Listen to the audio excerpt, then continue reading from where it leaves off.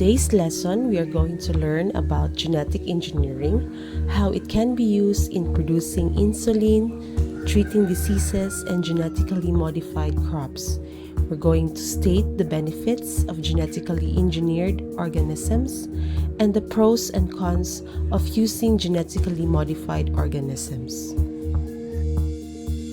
Many years ago, diabetics who needed insulin to survive had to inject cow or pig insulin into their bodies. This was not ideal for many reasons. Today, the insulin that diabetics inject is human insulin, and it is produced by microorganisms such as the E. coli bacterium and certain strains of yeast. But how do these microorganisms produce human insulin? Genetic engineering scientists are able to turn certain microorganisms into mini factories that make useful substances that improve our health, the environment, and the economy. But what is genetic engineering? An organism's DNA makes up its genes, which code for all the proteins the organism needs to survive. Each gene codes for a different protein or part of a protein. Genetic engineering is the manipulation or changing of the DNA of an organism. It involves removing a gene from one organism, which is called the donor, and transferring it to another organism, which is referred to as the recipient. The recipient is called a transgenic organism or genetically modified organism. Genetic engineering is one of the topics that can seem quite complicated at first, but it's really quite simple. The basic idea is that we find one organism that has a desirable characteristic, like a plant that has lots of big fruit. Then we take that gene that's responsible for the trait and transfer it to another organism so that this other organism develops the same trait so effectively. What we're going to do is to modify the organism's genome by adding a new helpful gene, and we call that organism genetically modified or GMO. But that is not limited to organisms of the same species. We can also use the genes of one species to genetically modify organism of another species. We've now genetically engineered all sorts of genes into all sorts of organisms. For example, some sheep have been genetically engineered so that they can produce substances like drugs in their milk, which we can then extract and use to treat diseases. In a similar way, we've genetically engineered bacteria to produce the human hormone insulin so that we can harvest it and use it to treat diabetes. And we've also genetically modified crops to do all sorts of things, from improving the size and quality of their fruit. Scientists are now researching how we could use this idea to treat some inherited disorders that are due to faulty genes. So gene therapy works by giving a person a healthy version of the gene in the hope that it will fix the problem, but it is proving pretty difficult to actually get it to work. So one of the problems is that the faulty gene would be in all of the person's cells.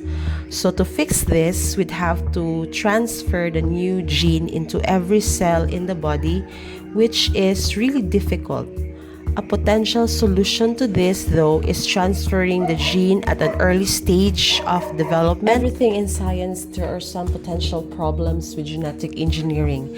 So to explore this, let's take a quick look at the pros and cons of genetically modified crops.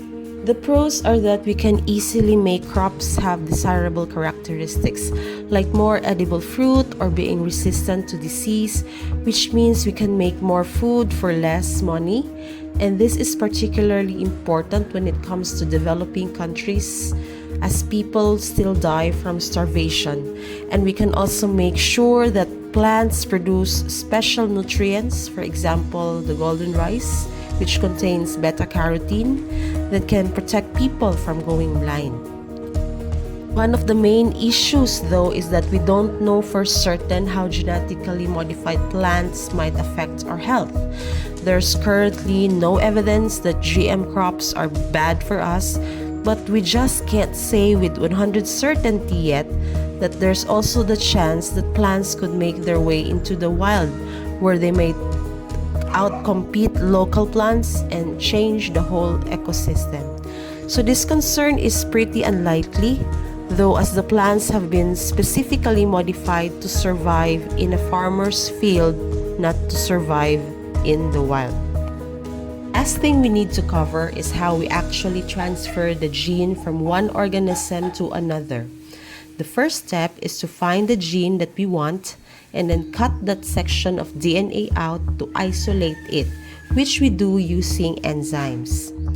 Next, we insert the gene into a vector, which could either be a virus or a bacterial plasmid, or those little loops of DNA that bacteria have. We then introduce the vector to whichever organism we want to have the gene for. Example, a pig or a plant. And the idea is that the organism's cells will take up the vector and the useful gene it contains, and so they'll start producing the protein that the gene codes. Now let us talk about some genetic engineering techniques. First is artificial selection. Artificial selection involves the breeders choosing an organism to mate to produce offsprings with desired traits. They cannot control what genes are passed, and when they get offspring with the desired traits, they maintain them. There are 3 types of artificial selection. First, selective breeding, hybridization, and inbreeding. It is called selective breeding when animals with desired characteristics are mated to produce offsprings with those desired traits. This is the passing of important genes to next generation.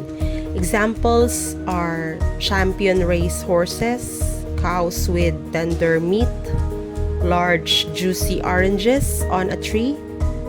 So selective breeding occurs when you choose the best male and female to breed. This allows to fine-tune and control the traits. So the offsprings or the babies will then have the best traits. Then they continue to breed these organisms with the best traits, and those traits will be maintained.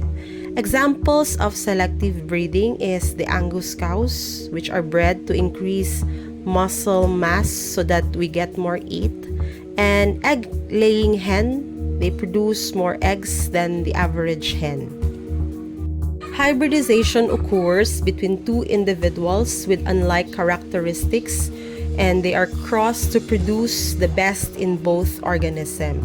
Example is when Luther Burbank created a disease-resistant potato called the Burbank potato.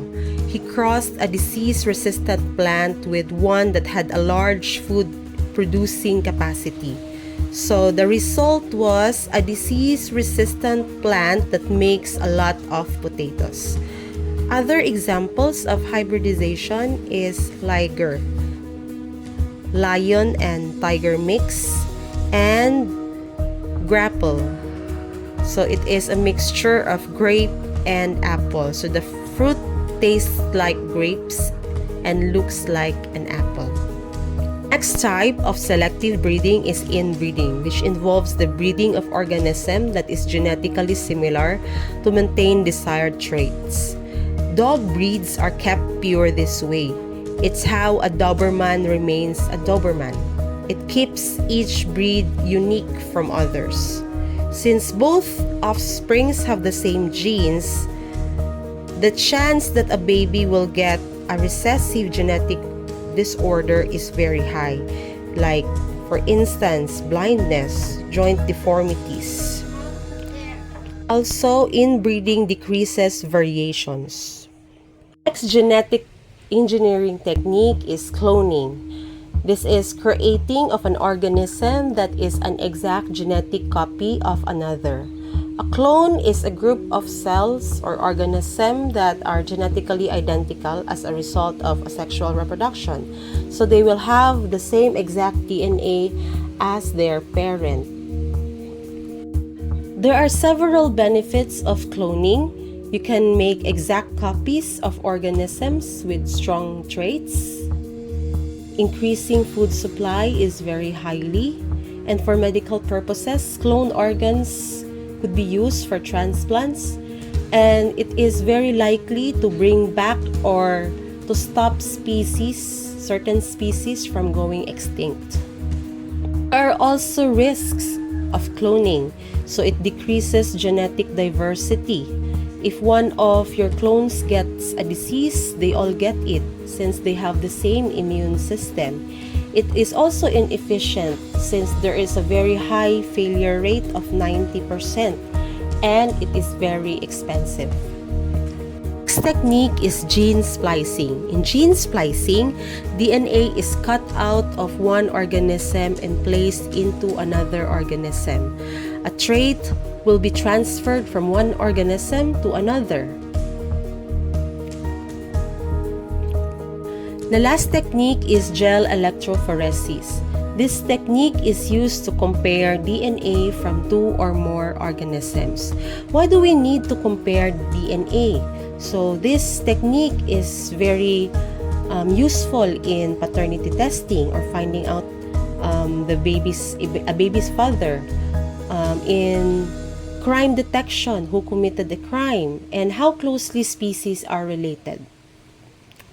In conclusion, genetic engineering is a scientific breakthrough that has led to developments in biotechnology.